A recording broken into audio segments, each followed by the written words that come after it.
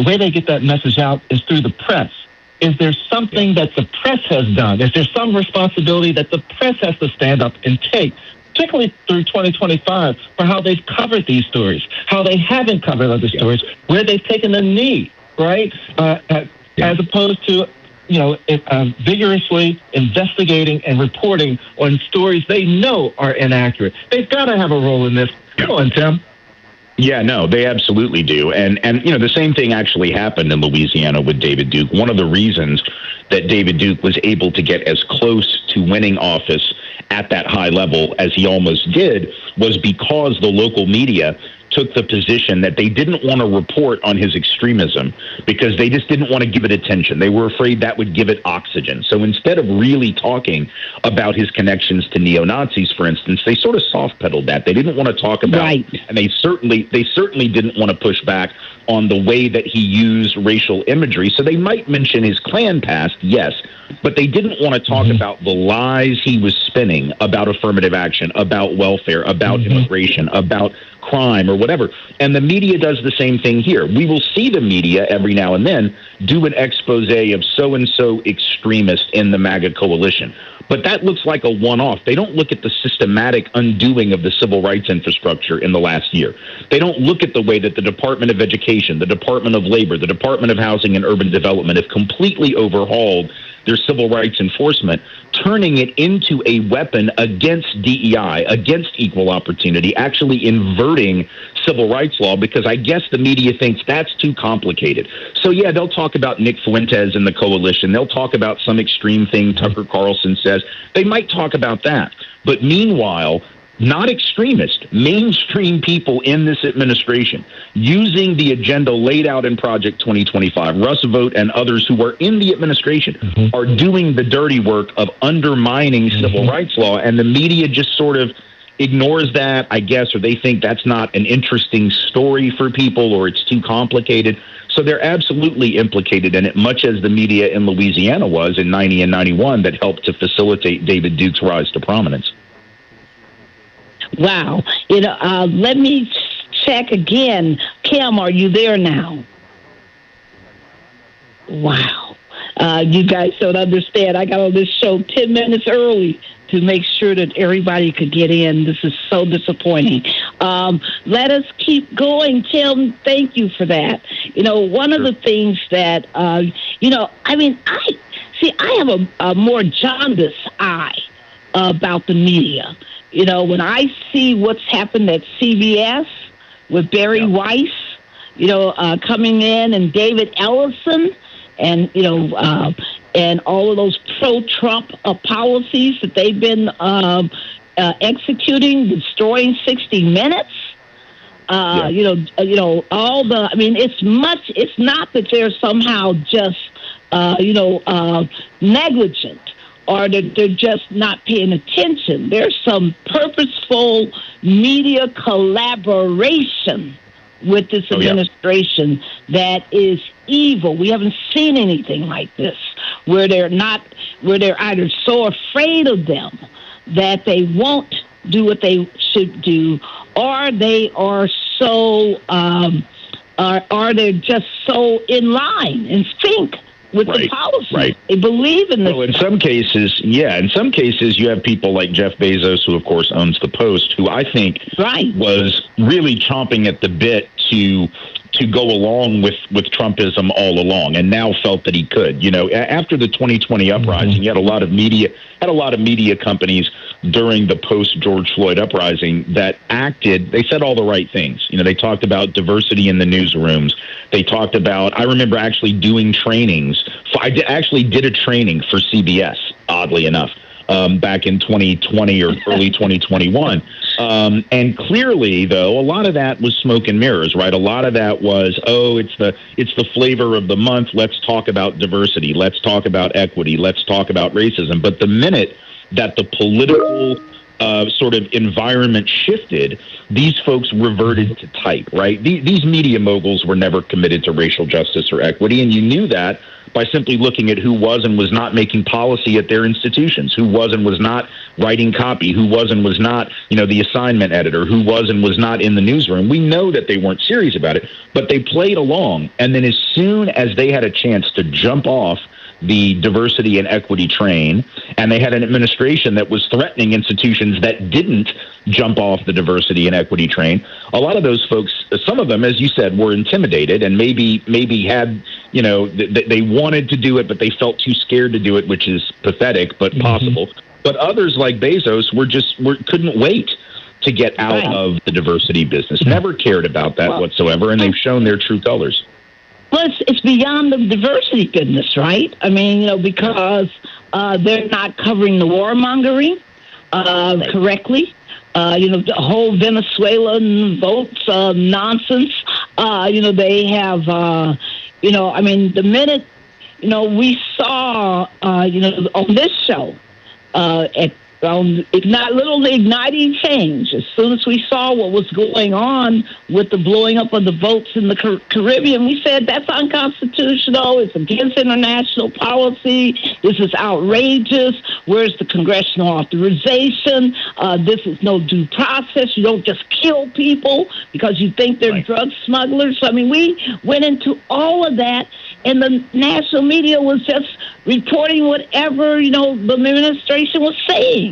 They were not, questioning. They were not saying, wait a minute, something's wrong here.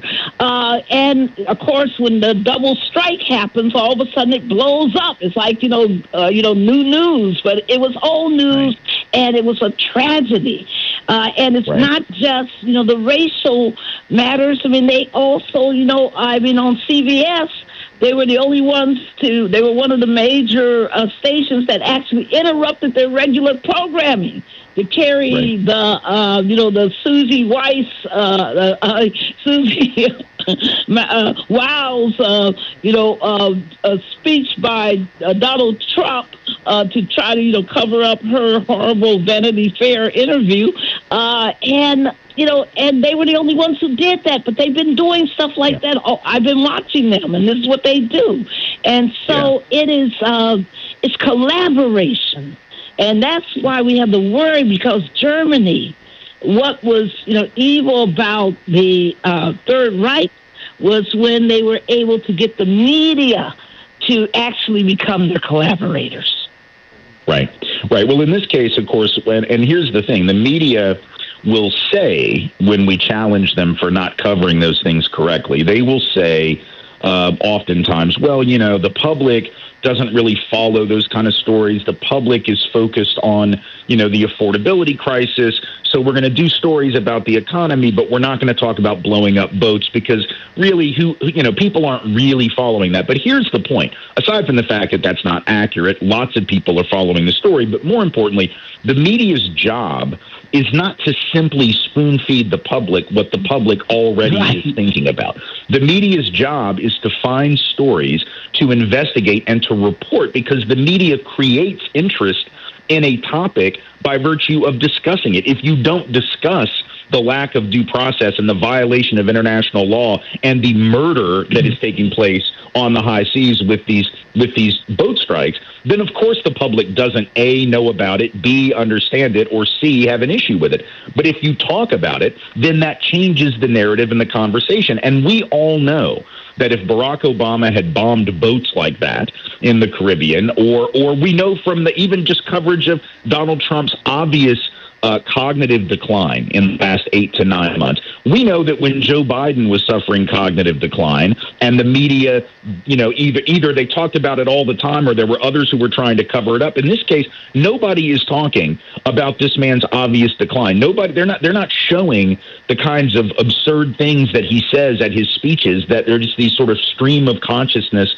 come aparts, because either they say, oh, people don't care about that, or maybe they're worried about retaliation from the administration. But whatever it is collaboration. Either they are philosophically in bed with what the administration is doing, or they are too craven to realize that they are abdicating their responsibility as the stewards of what the public does and does not know about the topics of the day.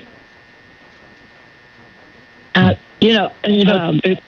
ahead. Yeah, it's really interesting, Tim, because as you were laying all that out, I'm sitting here and I'm thinking, okay, so we have the what we'll call the major media, right? That's out there. They touch on Abrego Garcia, right, and the due process piece. They lifted up a little bit.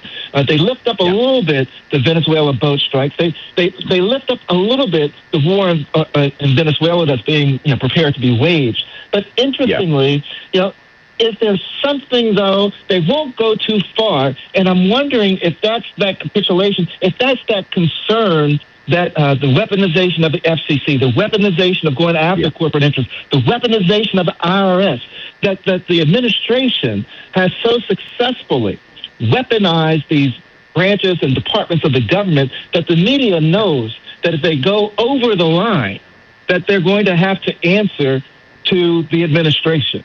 And Barbara, as I understand it, that's one of those first steps when you start going into some type of dictatorship, right? Some type of arena. Fascism, Fascism, right. Absolutely. And authoritarianism. Am I off on this, Tim? Is that what you're seeing? The whole Seacoast thing. I think it's all over the world. I think what we see with the media is the same thing we're seeing with an awful lot of colleges and universities. It's what we're seeing with a lot of corporations, right? You have institutions that are pre-complying and started to pre-comply within weeks, within the first few months of the administration. Even, getting rid of programs, talking about like diversity and equity programs, even though no court, not one court, has ruled that any of the DEI programs that this administration has targeted are unconstitutional or illegal. In fact, quite the opposite, and the media hasn't talked about this. There have been a number of cases in district courts around this country where the DEI policies have been upheld, where the courts have said there is nothing unlawful about these programs. And yet, how many people out there actually have heard that the administration has lost case after case after case? Hardly anyone's heard that, because there's this sense of inevitability, and a lot of institutions, rather than fight, decided to capitulate. They were, lawyers are sort of inherently risk averse on behalf of their clients. And so they sort of decided, well, we're just going to get rid of these things, even though we haven't been told to do it by the court, even though we will probably win if we go to court. And every case so far has demonstrated that. And yet these folks are saying we don't want to spend the money or the political capital to do what's right, even when we think we would win. That's what's fascinating. Because if every court decision on those issues has found that you can continue to do those DEI policies, every single decision so far has found that, then why in the world wouldn't you be willing to go to court? You're going to win. All the evidence says you're going to win. But what these folks are saying is, well, it's just not that important to us. And the media is only one of the institutions that's involved in that. It's the same thing at colleges, universities, corporations around the country that are getting rid of programs that, let's be honest, they only created in some cases 5 years ago. And, and Tim, that brings us back to a question that I wanted to, ask. I was so distracted by, our technical difficulties and not able to get Kim in to the show. But one of the questions that I wanted to ask you is, what to you, as you look back on 2025, what has been the major story of the year for you? When you just think about everything that's happened in these 12 months, what for you has been the number one story that you've been just looking at, thinking about, worried about, want to make sure the highlight? Tell us, what is that number one story? I think the overall theme, and it involves a lot of stories under one theme, is the theme that we talk about at AAPF in our recent report called Anti-Blackness is the Point, which I would highly recommend folks grab a copy of over at our website, aapf.org. That report is one that looks at the single-minded focus of this administration in this first year that is all about anti-Blackness. There have been multiple layers of anti-Blackness woven into this first year of Trump 2.0. The assault on black people in positions of authority, the removal of black folks, particularly black women, from positions of authority, the attack on civil service, which we know disproportionately has been a lifeline to the middle class for black folks historically. So there's a disproportionate impact and a deliberate one that is being fomented by the assault on government employment, particularly targeting departments like the Department of Education, like the Department of Housing and Urban Development, which have a disproportionate share of black folks in those positions, and black women in particular.